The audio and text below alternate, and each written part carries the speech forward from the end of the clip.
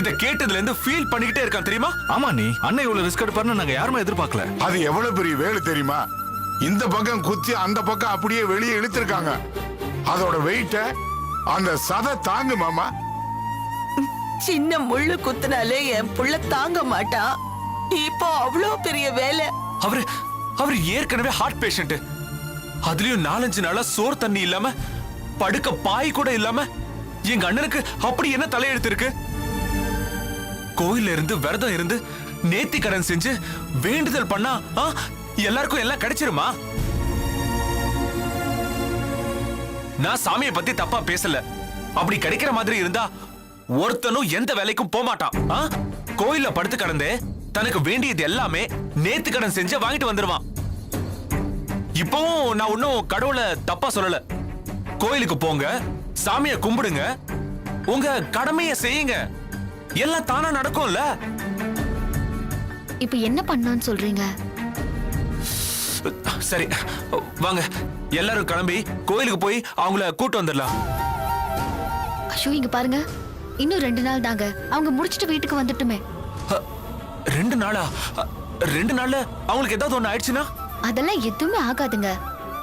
அந்த அம்பாள் பாத்துப்பா. என்ன லட்சுமி, நான் இவ்வளவு சீரியஸா சொல்லிட்டு இருக்கேன், நீ ஒண்ணும் ஆகாதுன்னு சிம்பிளா சொல்ற? அப்படிதாங்க சொல்ல முடியும். அவங்க காப்பு கட்டி இருக்காங்க, விரதம் இருக்கேன்னு வேற வேண்டிக்கிட்டு இருக்காங்க.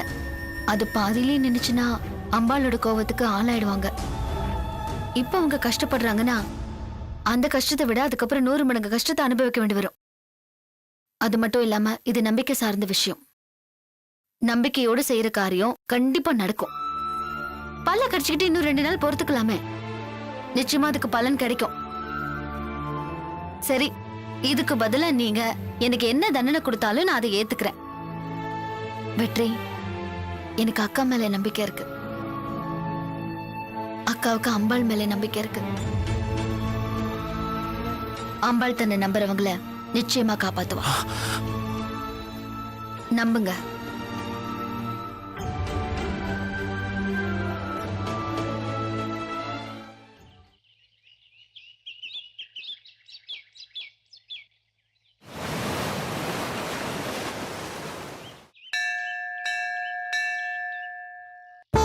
யார் பேருக்கு அர்ச்சனை? சாமி பேருக்கு அர்ச்சனை பண்ணிடுங்க.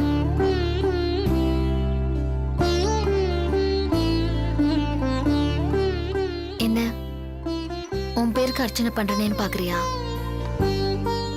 எனக்கு உன்னோட தயவு வேணும். ஒவ்வொரு நாளும் எங்க வீட்டுல நடக்கிற எல்லா விஷயங்களும் உனக்கு தெரியும். அக்கா மாமா குழந்தையோட கோயிலுக்கு போனதுல இருந்து என் குடும்பப்படுற பாடு நீ பாத்துக்கிட்டு தானே இருக்க. எந்த நிமிஷம் எல்லாரும் போய் அக்காவையும் மாமாவையும் கூட்டிட்டு வந்துருவாங்களோன்னு நான் பயந்துகிட்டே இருக்கேன். ஒத்த மனுஷியா நான் மொத்த குடும்பத்தையும் சமாளிச்சிட்டு இருக்கேன். அக்காவும் மாமாவும் உன் அம்மாவுக்கு நேர்த்தி கடன் பண்ண எங்க வீடு பத்துக்கிட்டே எரியுது. நானும் அதெல்லாம் எடுத்து சொல்லி எல்லாத்தையும் சமாளிச்சிட்டு இருக்கேன். ஆனா இதுக்கு மேல சமாளிக்கிறது கஷ்டம்னு எனக்கு தெரிஞ்சு போச்சு.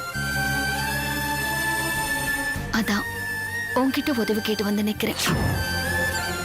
அமருக்காக நடத்துற இந்த யாகத்துல அவங்களுக்கு எந்த குறையும் வந்துடக்கூடாது. அவங்க பண்ணணும்னு நினைக்கிற நேர்த்தி கடன் பாதியிலே நிக்க கூடாது. அவங்க எல்லாத்தையும் பண்ணி முடிக்கணும். அவங்க நினைச்சதை சாதிச்சுட்டு வரணும். அதுக்கு அவங்களுக்கு பலத்தை கொடு. அதை தடுக்க நினைக்கிற இவங்கள பலவீனப்படுத்த இல்லையா? எனக்கு பக்க பலமா நீ வந்து நில்ல, நான் பாத்துக்கிறேன். இது பாசத்துக்கும் பக்திக்கும் நடக்கிற சின்ன போராட்டம். இத சுமூகமா முடிச்சு கொடு, எனக்கு அது போதும்.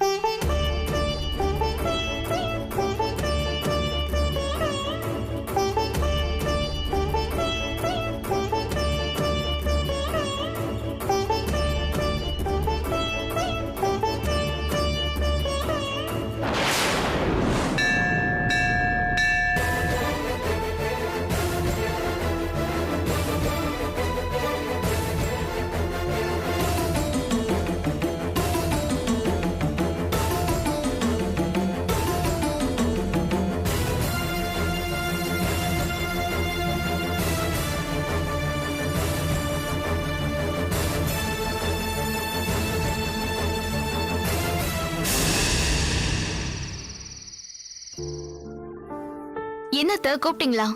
என்ன என்னப்பா? மாமா? என்ன விஷயம் சொல்லுங்க. என்ன விஷயம்க்கா? என்னம்மா என்ன விஷயம்? கோயிலுக்கு போயிட்டு வந்துட்டோம்ப்பா. ஏன் அத்த ஒரு மாதிரி இருக்கீங்க? இன்னும் ஒரு நாள் தானே. நாளைக்கு அக்கா மாமா அமர் எல்லாரும் வந்துருவாங்கல்ல. நாளைக்கு ஒரு நாள் தானே நீ ரொம்ப சாதாரணமா சொல்ற. நாளைக்கு என்ன நடக்க போகுதுன்னு தெரிஞ்சா நீ அதிர்ச்சி ஆயிடுவ. என்ன மாமா, பூ மிதிக்க போறாங்களா?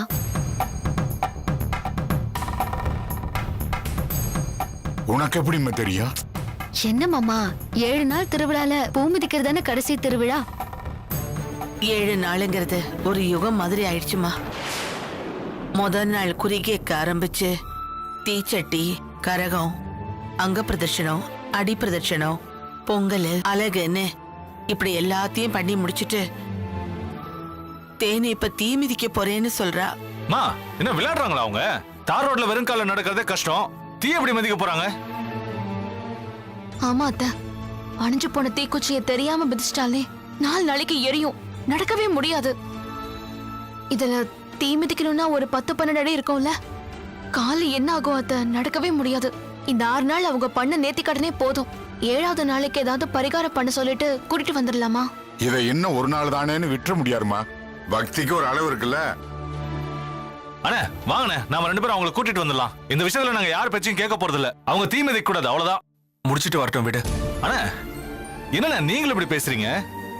அவன் விரக்தியில பேசுறான்ப்பா. நான் விரக்தியில பேசலப்பா, அவங்களோட பக்தியில பேசுறேன். அவங்களோட பக்தி இல்லையா? ஆமாப்பா, நடந்த எல்லாத்தையும் யோசிச்சு பாருங்க. அமருக்கு குணமாகணும்னு கோயிலுக்கு வேண்டிக்க போனவங்க அங்கேயே தங்குனாங்க.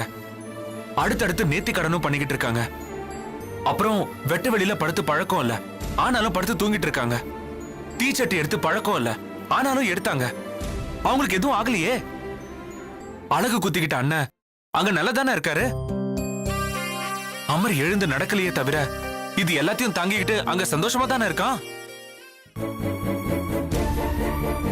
எதுவுமே பண்ணாத நாம தான் தினமும் நோவு கோழி மாதிரி தொணன்னு பேசிக்கிட்டு இருக்கோம். அவங்களுக்கு பக்தி இருக்கு, அந்த கடவுளோட சக்தி அவங்களை காப்பாத்திக்கிட்டு இருக்கு. நமக்கு பயம் இருக்கு, அதனாலதான் நிம்மதியை இழந்து அர்த்தராத்திரியில உட்காந்து தடுத்துருவோம் நிறுத்திடுவோம்னு பேசிக்கிட்டு இருக்கோம். நாம அவங்க மேல இருக்கிற பாசத்தினால அவங்களை எதுவுமே பண்ண வேண்டாம்னு சொல்றோம். நான் தெரியாம தான் கேக்குறேன், ஊருக்குள்ள நம்ம அண்ணனும் அண்ணி மட்டும் தான் நேர்த்திக்கடன் பண்றாங்களா? இல்லையே, ஆயிரக்கணக்கான பேரு, லட்சக்கணக்கான பேர் பண்ணிக்கிட்டு தானே இருக்காங்க. அவங்க குடும்பத்துல அது என்ன தடுத்து நிறுத்திக்கிட்டா இருக்காங்க? நம்ம பாசத்தை காட்டி அவங்களோட பக்தியை தடுக்க வேண்டாம். டே வெற்றி, நெருப்பு கங்கு மேல நடக்கிறது சாதாரண விஷயம் இல்லப்பா. அண்ணனும் அண்ணியும் ஒரு நம்பிக்கையில செய்றாங்க. அந்த நம்பிக்கையை நாம கெடுக்க வேண்டாம்.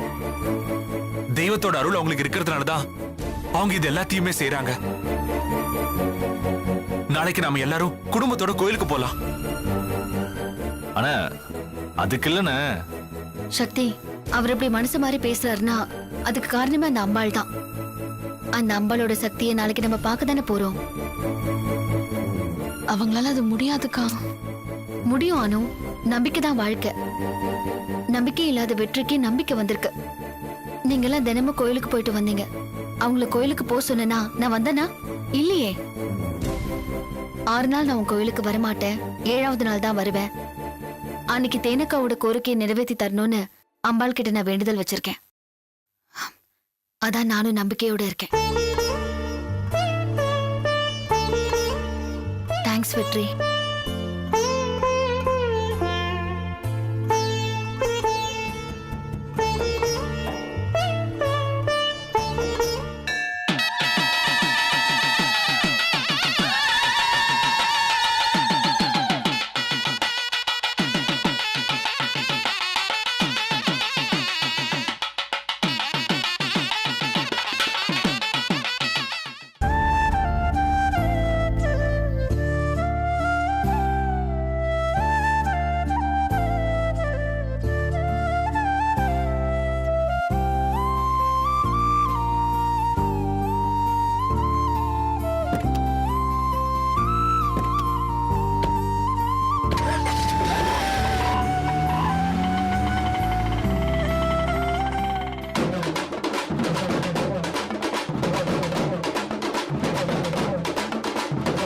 கொஞ்சம் தள்ளுங்கம்மா.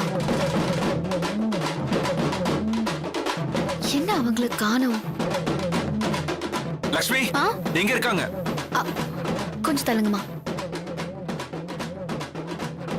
இங்க இருக்கீங்களா? நான் அங்க தேடிட்டு இருக்கேன். அக்கா லக்ஷ்மி வாங்கக்கா. பாரு லக்ஷ்மி, கை ரொம்ப சுட்டுருச்சு. இவ கைய பாரு. அக்கா எப்படிதான் தாங்குனாங்கன்னு தெரியல.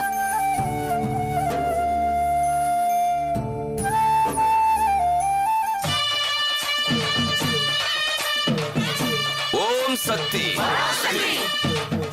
ஓம் சக்தி ஓம் சக்தி ஓம் சக்தி ஓம் சக்தி ஓம் சக்தி ஓம் சக்தி ஓம் சக்தி ஓம் சக்தி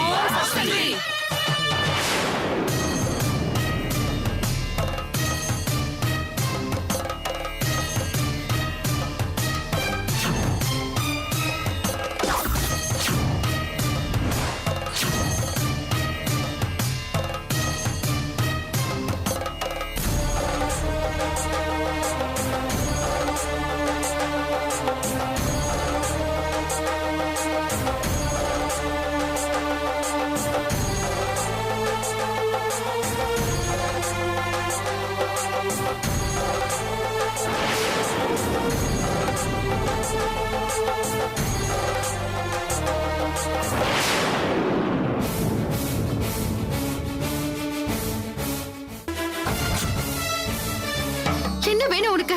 இதுக்கு என் பின்னாடியே சுத்தி சுத்தி வர? உன் கடவுள் அந்த சிவன் பின்னாடி சுத்தினா உனக்கு மோட்சம் கிடைக்கும். ஏன் பின்னாடி சுத்துறதுனால உனக்கு என்ன கிடைக்க போகுது? நேர்ல வர்றது பத்தாதுன்னு என் கனவுலயே வந்து என் தூக்கத்தை கெடுக்கிற.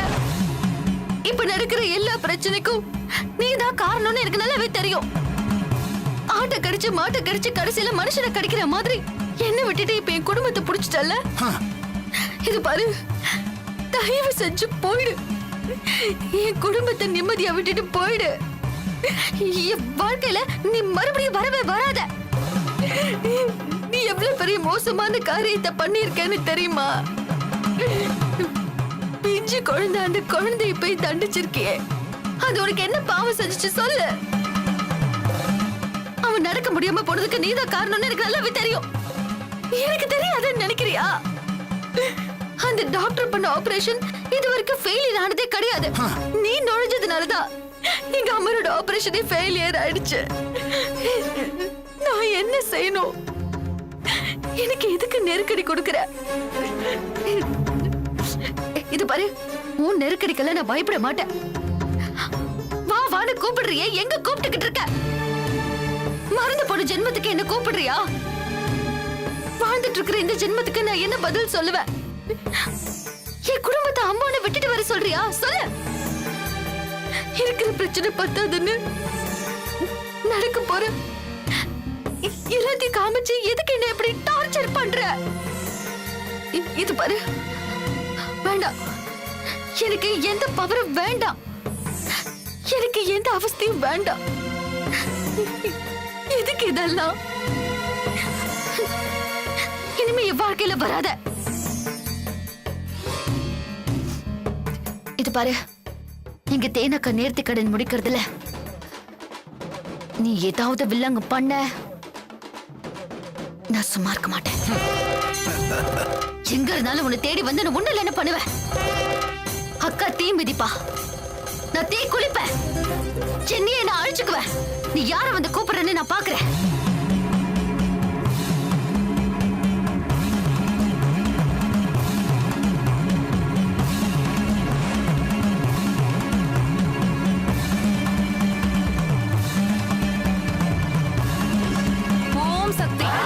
சக்தி ஓம் சக்தி ஓம் சக்தி ஓம் சக்தி ஓம் சக்தி ஓம் சக்தி ஓம் சக்தி ஓம் சக்தி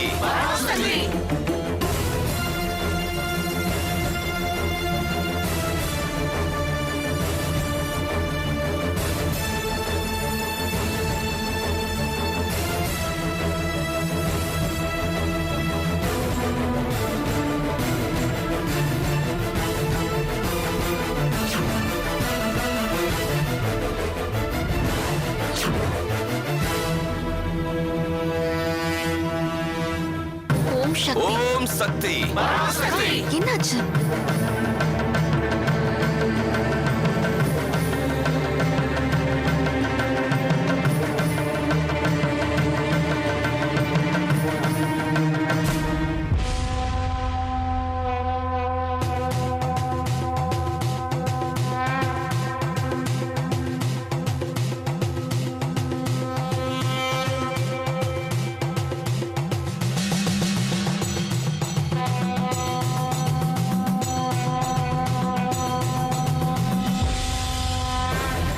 ஓம் சக்தி ஓம் சக்தி ஓம் சக்தி ஓம் சக்தி ஓம் சக்தி ஓம் சக்தி ஓம் சக்தி